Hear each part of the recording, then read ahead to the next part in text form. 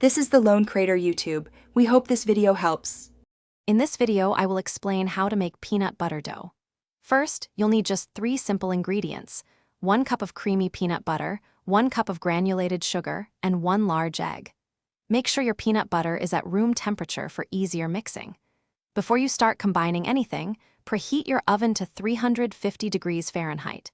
This ensures it's ready when your dough is prepared, saving you time and ensuring even baking. Now let's get mixing. In a large bowl, combine your 1 cup of peanut butter, 1 cup of sugar, and the egg. Stir everything together thoroughly until a firm, uniform dough forms. It should be easy to handle and not too sticky. Once your dough is ready, roll it into small, 1-inch balls. Place these evenly spaced on a baking sheet lined with parchment paper. It's time to bake. Carefully place your baking sheet into the preheated 350 degree Fahrenheit oven. Bake the dough balls for approximately 10 to 12 minutes.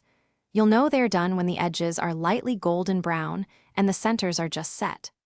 Once baked, remove them from the oven and let them cool on the baking sheet for a few minutes before transferring them to a wire rack to cool completely for about 15 minutes. Your delicious peanut butter dough treats are now ready to enjoy. They're perfect as a quick snack or a delightful dessert.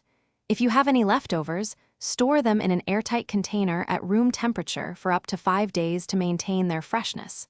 For other great deals, and to find those leak-proof containers that make meal prep a breeze, be sure to check the description below this video.